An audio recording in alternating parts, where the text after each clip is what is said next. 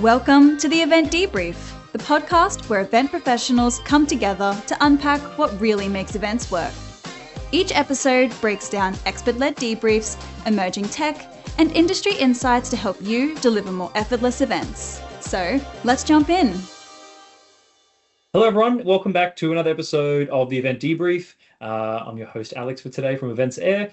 Today's episode, we're very excited. It's another very important piece of the event planner's life and something that I don't feel gets talked about enough, and that is the invisible pressure that event planners face. And that's all about how people can face difficulties from senior management, junior management, a million different logistics. We all know event planners wear 10,000 hats plus. And we're so lucky today to have a terrific guest on who's going to talk to us about this, who's an expert in the space, a professional speaker, and knows exactly what it's like to try to manage that invisible pressure. But I'm not going to do it justice, so I might hand straight over to our lovely guest, Sally. Welcome aboard. Thank you for coming on the podcast. Oh, thank you so much for having me, Alex. And let's dive into this invisible pressure. Yeah, absolutely. Let's release the pressure. Yeah, good start. Great start. Maybe for that one, for anyone who doesn't know who you are, maybe a bit of background to yourself, I guess, and your sort of experience in this space.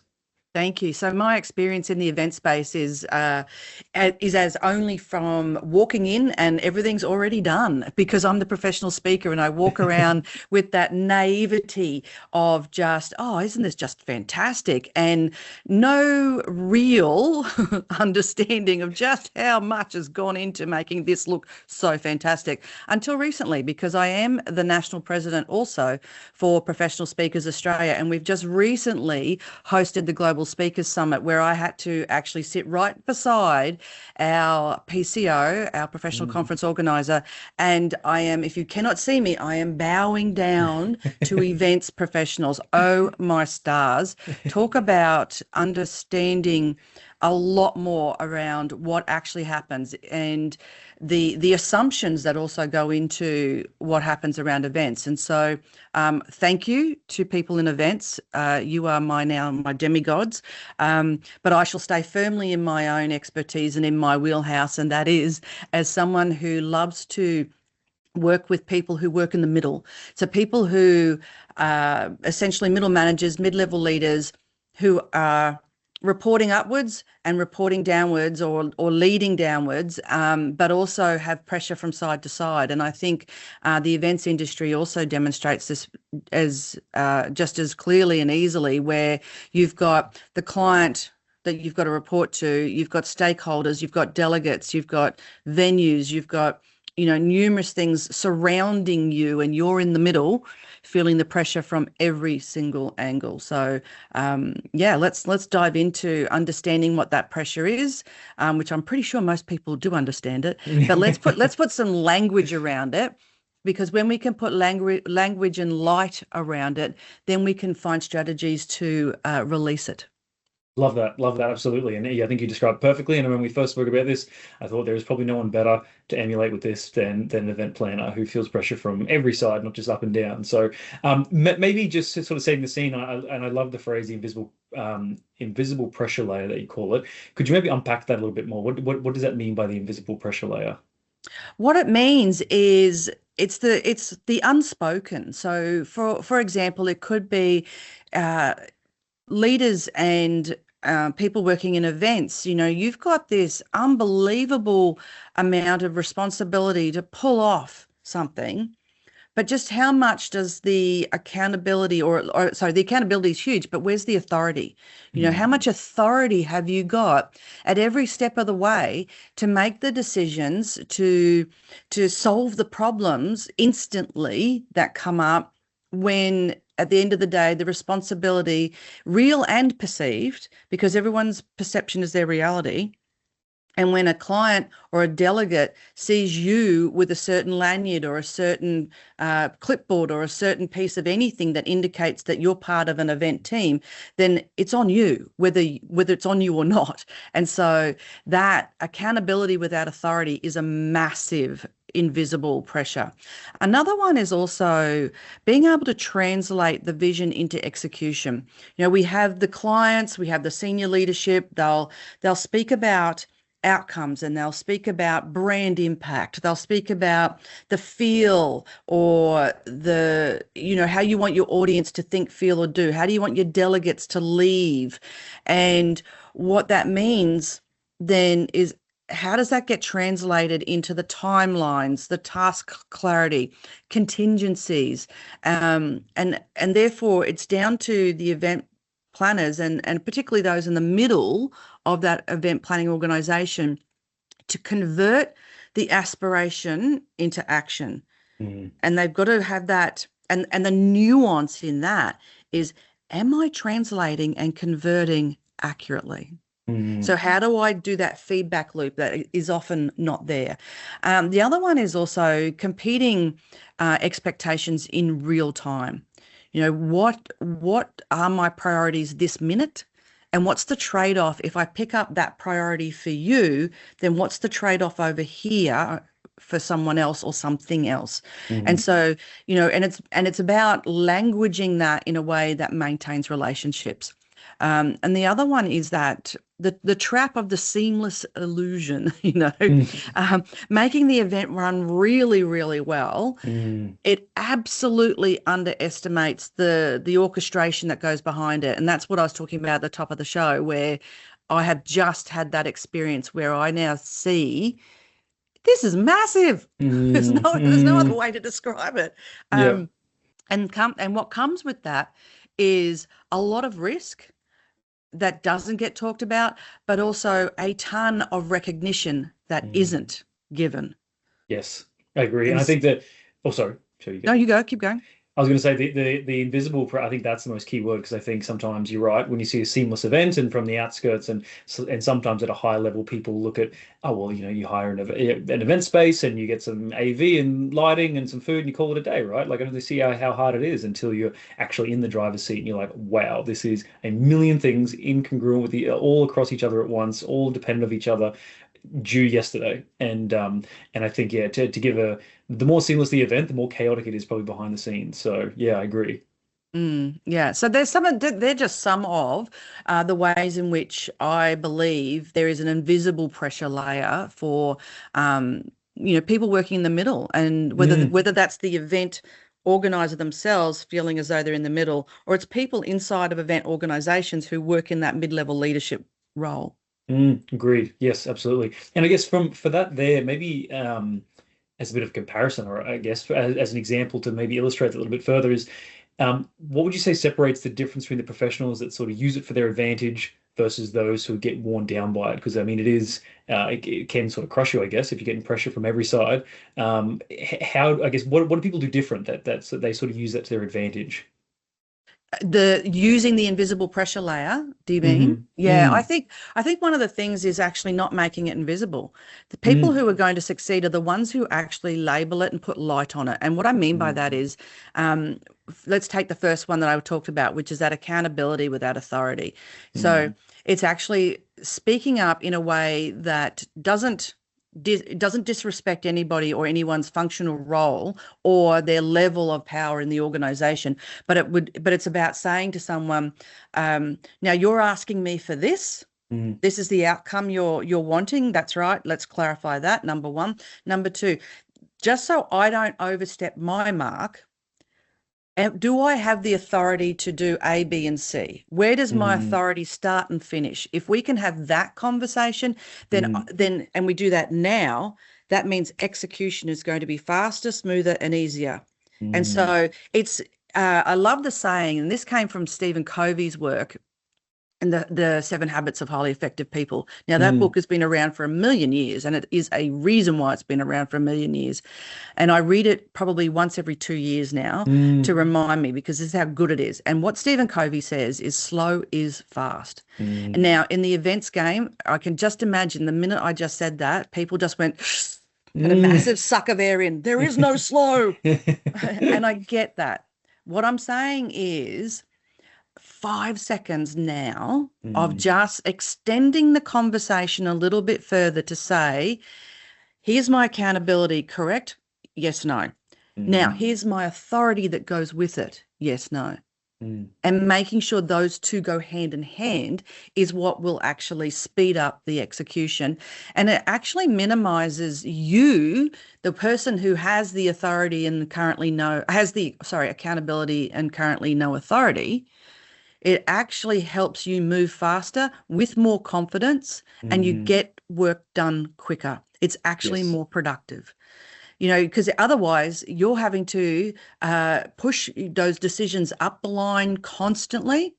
And then, as we know, through no one's fault necessarily, that's where it all gets bottlenecked and delayed.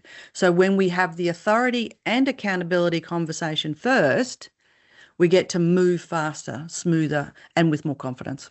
Love that. Absolutely. And I think the first part, just touching on that, the sort of visibility you said, and I think that's absolutely paramount. I think any form of managing up, having that visibility, saying, here's a scenario, here's the risk, here's the benefit, this is what I can do. What would you like to do in the situation, and what am I accountable for?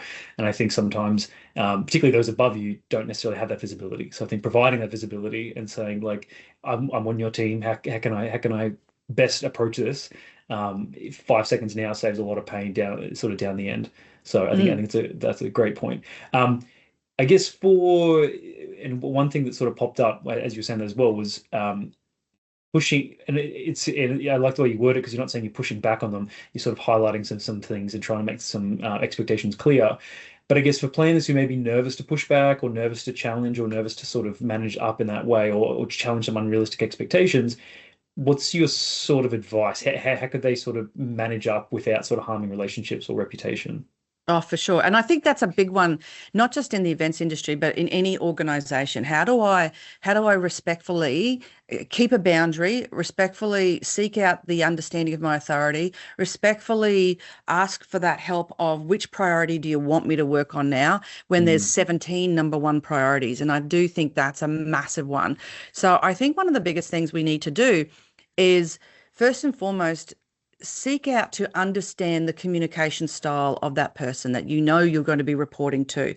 If you're, whoever that senior person is, whoever that stakeholder is, whoever that main communicator will be, that's going to be putting those expectations on you. Now, there's probably going to be multiple, but I would say start with the number one, and just, how do they like to communicate? How can you strengthen the relationship with them? The events game, as I see it from that outsider looking in, is so relational, and it's hardly ever transactional. The stronger, the better, the deeper the relationships, the more forgiving and elastic things can be in the heat of a moment. And of course, that means you do come back and you tidy up things. But it does mean that when the relationship is strong, we have less forgiving. We get to see someone and just say, oh, Alex is losing it right now. I need to just let him lose it and we'll come back and tidy it up later. Or, oh, hey, Sally's having a meltdown. Let's just move Sally to the side, or whatever's going on. But we see that when we know our people well. So building the relationship is actually critical. Now, that can feel like a time waster. It can feel like it's just socializing, but it's actually got a huge amount of return on investment, because it's in those hard, tough moments where that relationship will come back and save the day. So that's the first piece I would say to that. The second piece is actually, what do you say, right? And this is where it is about, may I start with some questions? May I just seek clarification? I really want to do a great job. I really want to make sure I understand. I really don't want to have to keep coming back. I don't want any of this process to get bottlenecked. So if we can have another few minutes, just me clarifying expectations, authority, priorities, and turning that aspiration into action. If we can do that now, then me coming back and hounding you and bothering you gets reduced later. Now, if that was an employee coming to me, if that was the PCO coming to me as the client, I'd be like, oh yeah, I like the sound of that. This is Absolutely. a thinker. This is someone who thinks. And so start with that question of invitation, an opportunity, because you're presenting it as, I'm here to save your time and my time and our money and our clients' time. Yes, love that. I think that's yeah, that definitely my biggest takeaway from that is aligning to what they want. Like if you're going to challenge, you're not challenging because you're trying to be difficult or you're trying to make things harder or get your own way. I'm trying to make sure that I'm on your team and I'm trying to make sure like that you get what's best out of this situation, and I'm trying to align that. So and to your point, if I thought someone was doing that and fighting for what was right for what I want, then I'd absolutely be on board. I think that's Yes, great. yeah. Yeah. Yeah, and I want to build on that if I can, Mm. because oftentimes it'll be the trade-off that you have to do, right? Oftentimes you're Mm. presented with let's be hypothetical and let's be conservative and say only three number one priorities at once, Mm. right? Mm. Okay, I'm underplaying it, of course, but Mm. you then have to say, all right, what right now what we're looking at is one, two, and three. Now, which one right now, given the context of what's going on, which one of these three do you want me to work on? And let's have a quick discussion that if I do work on this one, what's the trade-off? Because I Mm. think we need to be mindful of maybe it isn't the right one. Maybe it feels like the right one, but if I do that, what's the impact of the other two not being done just yet? That, again, it doesn't need to be a 1 hour meeting. It can be a Mm. 5 minute conversation, just Mm. asking that extra one level down question demonstrates your care and concern for the outcome and demonstrates that you are thinking beyond just the immediate moment. It's a Mm. multidimensional thinking that everyone wins from. And yes, it feels like it's going to take longer because it will, but it's only minutes, not hours. And again, slowing it down now means execution is faster, smoother, and more confident and with less risk of error. Absolutely, absolutely. And I love that point of many years ago in my career, I was told a similar advice around go to your boss and say, here's three situations. Which one would you like me to work on? And then even if you can follow that up with, my thought is the first one we should look at for these reasons, and here's the risks if we don't. And this is what I would think if I was in your shoes. And something like that I think is so valuable when I'm sure that person's boss or their client is super busy and has 5 seconds to give to this. They would love to hear your advice and what you think as well. So I think that's fantastic. Um, And yeah, and I think what it does is it instills confidence in the senior person that you're speaking to or in the client mm, that you're speaking to. We often it can I guess it could possibly feel in the moment counterintuitive that you're coming in like you answer this question for me, but it's not. You're actually being the trusted advisor in that moment. You're actually demonstrating the breadth of thought for a better outcome. yes, absolutely. And it becomes collaborative, and I think that's everyone appreciates that. Um, great, great. And I think one of the ones were, I guess, to your point, then you sort of touched on that a little bit, was when everything feels urgent. Again, we've got 500 things to be done today, and 100 need to be done yesterday. How should planners, I guess, decide what truly matters? And that's a complex question, but I'd love to get your thoughts on that from someone who deals with middle managers in this space. Well, again, I think it comes down to how you've built that relationship with the client in the first Mm. place. Yes, there's always going to be a financial return on investment. Let's face it, Mm. that's the world we live in. That transactional piece will always be there. But in your relationship building with the client, we need to understand, again, what's the full breadth and depth of the aspiration of what the outcome they're looking for is. So that Mm. when you've got that clarity of, yes, we want a good value for money outcome, but we want our audience to feel this. We want our clients to feel this. We want the outcome to be like this. We want the do, feel, and think elements all ticked off. And when you understand that, then at every point when a priority comes up, your conversation can come straight back to that. It gives you ground zero as such. Mm. It's almost like crisis management, where if you don't go into the negotiation and into the crisis where we don't all understand what our outcomes need to be, what we're Mm. aiming to achieve, and it starts to get all derailed, Mm. then, if you don't have that first ground zero point, then you've got nothing to come back to just breathe. Mhm. Let's reset. And that's what this is about. It's about saying to the client, okay, now, if we take it back to the outcomes that we all know that we want to get this do, this feel, this think, this type of outcome, then this priority, I think, will meet that. But we'll need to do this first, then that. And it almost helps you having that clarity of the desired outcome helps you to prioritize. It also might help you to say, you know what, that's a great idea, but I don't think it's going to give you as much bang for your buck as if we stick to the path up here, because the long game is X, or it could also be this idea is a fast execution for a high impact outcome. Let's actually move things down and add that in. Because you can look at it compared to the outcome, the really clear, known expectation the client has got. Love that. Absolutely. Absolutely. And maybe, I think for some practical takeaways, I know that's something that our audience sort of loves to hear from these sessions. I guess from yourself to help protect the team's capacity and what they're able to take on board. I remember a little while we spoke about psychological safety. I guess could you maybe unpack that a little bit about, like, how do you create psychological safety, and what is psychological safety? Yes, so I'm not an expert in this field, but our psychological safety is knowing that you're in a position you feel safe enough to speak up, to bring your whole self to work.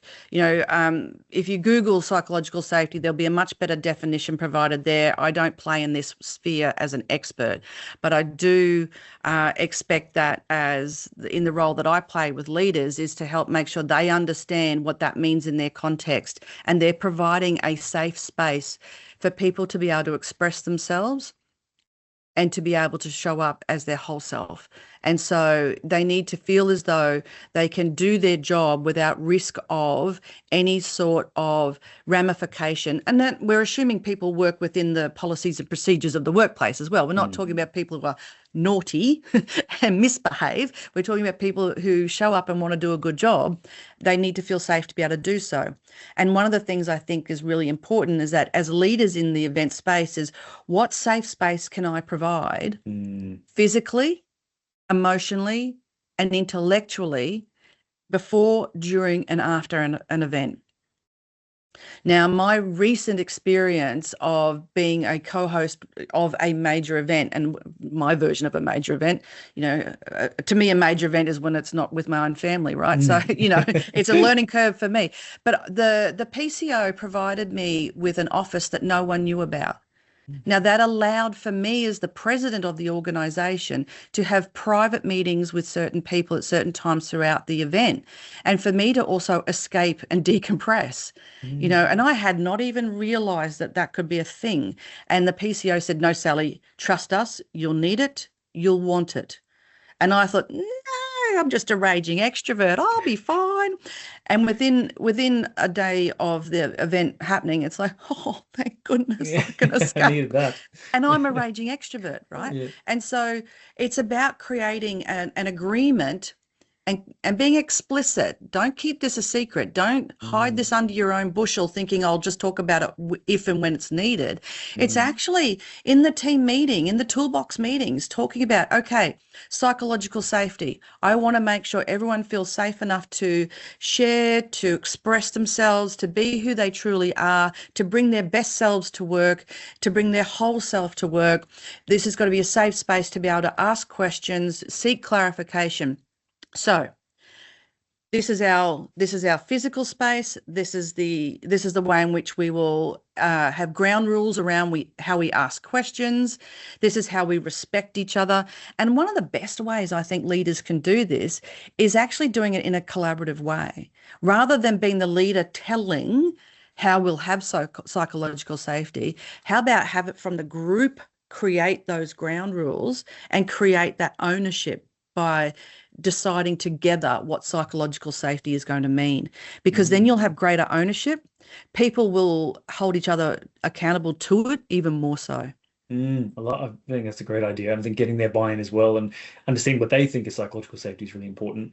And one thing I love you said at the beginning there was allowing people to feel that they can come to work and be their full self. And I think what's important about that is, there may be some leaders out there that might think, I shouldn't have to cotton wool ball everyone and make sure it's all soft and fuzzy all the time. And it's not about that. It's if people don't feel comfortable to speak up and highlight important things, then you may miss things, and things might end terribly wrong because not everyone feels they can talk or they can share or they can sort of do things. So I think that's really important. I've been a part of teams that didn't feel psychologically safe, and things were going wrong left, right, and center, but they didn't feel they could say anything, or they felt like they'd be blamed for it, and things just went bad to worse. So I'm Oh, a totally. big proponent of that. Yeah, Absolutely, yeah. totally. There's so many examples of and groupthink, where Mm, no one challenges the status quo, no one mm, speaks up, is a classic example. And we could speak about that just for days, but mm, it costs organizations so much money. Your clients are going to miss out on potential major opportunities if you have got an environment where it's not psychologically safe for some of your creatives to speak up. Imagine how much, okay, let's be really blunt about this. How much money's been left on the table because there's groupthink? yes. Okay, Yep. that's a bit blunt and rough, but that's Mm, the mm, reality of it. If mm, it really behooves every leader to ask themselves, what part am I playing in mm, creating a psychologically safe environment? And if you've got some trusted colleagues that who, they won't have a go at you, they'll be actually mm. honest with you, or you could speak to them and say, in the next couple of team meetings, could you please just observe me and then privately give me feedback? Mm, Do I inadvertently dictate, or mm, do I accidentally, because I don't think many people do this on purpose. They're just mm, excited mm, and they just want to get stuff done. But mm. asking a colleague to actually observe you, then report back later and say, okay, when you present this idea this way, just so you know, I believe the room took it as a direction, not an invitation for ideation.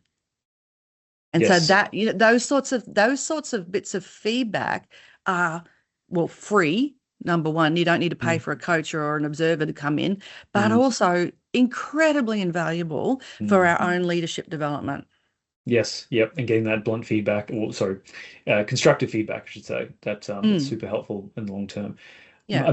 Fantastic. I was going to say, I've got one last question before we sort of wrap up. This is getting really exciting. I'm sure we could keep going forever on this. But before I get in there, just sort of summarize, I guess the invisible pressure for the event planners is, the pressure they feel from all the different sides that not everyone from the outside sees when they sort of look in. That a lot of event planners feel they've got to do a million things for everyone. Everything's competing priorities from the top and the bottom, and they're sort of pulled every which way. And to sort of summarize some of your solutions or ideas from that was giving visibility from the top down, and also getting to know everyone, getting to know them as a person. How do they communicate? What do they need to see? What they don't need to see? And involving them in the decision-making process. It feels like the three big takeaways I've sort of heard from this of getting them to see what the priorities are, showing them the risks, what they should do next, what they shouldn't do next, and then finally creating that psychological safety.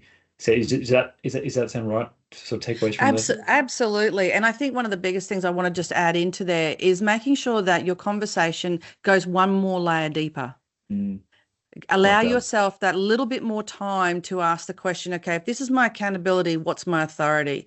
If Mm, this is the aspiration, let me check that I've understood it. Close the loop so that you know for sure that when you walk away from that conversation, you are both on the same page. yes, love that. I love that. I think I love as I took it from an old colleague, but he used to say at the end of each meeting or even a discussion, he said, "Do you mind if I repeat that back to you to make sure I got it?" And it's like it saved Yes. me. It has saved me so Yes. much time and pain. And if you say it the wrong way, it can sound condescending, but he always said it very constructively, and it always worked. And sometimes he'd be like, "No, no, no, you misunderstood." And thank God he asked that question, because in a week's time it would have ended terribly. A So 100%, right? A yeah, hundred yeah. percent. And what a relief to you walking away confident, but also they walk away knowing, excellent. How good Mm. is that to know that we're both feeling as confident that the execution is going to be as per we both understand it. So Love that. Yeah, agreed. mm. Agreed. Fantastic. Amazing. So, one last sort of question, I guess, for someone, an event planner who may be listening, who's got an event coming up, who may be feeling or has felt the invisible pressure layer for a long period of time. What, as they approach their event and things start heating up, what's the I guess one thing or one or two things that you would recommend they do as they lead up to this point, to help them build some influence and credibility? To build the influence and credibility, it's actually just breathe, Remember to breathe. I know that sounds ridiculous because breathing's kind of helpful for living, she says flippantly, but we do often forget to have good quality deep breathing, because when we breathe, we oxygenate the brain. We operate from the proper part of the brain that helps us to actually have that executive function and thinking rather than fight, flight, and freeze. That's number one. Number two, understand your triggers. What are your hot buttons? So the more work you do to understand your own emotional intelligence and improve your emotional intelligence is going to bode well, particularly when the rubber hits the road and things start to heat up and get busy and hectic. And the third one is, what relationship building do you need to do right now so that you actually have a really strong, healthy, mutually respectful relationship going into the heat of an event? Yep, I like that. And I would even say, it doesn't matter how junior you are, take a deep breath and say to the senior person, I want to make sure we are really strong going into the event. How do you like to communicate? I like that. It's a great question. And then the next part to that is, may I share with you how I like to learn? Great, even better. That's a great two questions. That's a great takeaway. How do you like to communicate? And this is how I like to learn. I think that's great. That sort of sets you both up for success. Yes, because a lot of leaders, we teach people according to how we like to learn, but we forget that, as humans, we're all different. And so we miss an opportunity to engage more deeply and more effectively, but we also miss an opportunity to teach, direct, guide, coach in a way that actually resonates for the person who's meant to receive the learning. Absolutely. That's great. Awesome. Well, that's fantastic. I was going to say we could keep going, but I'll be cautious of your time. Thank you so much, Sally, for coming on. We might wrap it up there. I think for anyone who's sort of listening and I mean wants to follow you for more and love to hear what you had to say or would love to get in touch, how can people sort of reach you or follow along? I'm very easy to find because there's only one of me. So Google Sally Foley-Lewis, SALLYFOLEYLEWIS. I'm on the Googles and you can find me, and please reach out and connect. Love to know what you're thinking, what you disagree with. I love the feedback, okay? And let's continue the conversation. Alex, thank you so much for having me. It's been a blast. Wonderful. Thanks so much, Sally, and we'll talk to you soon.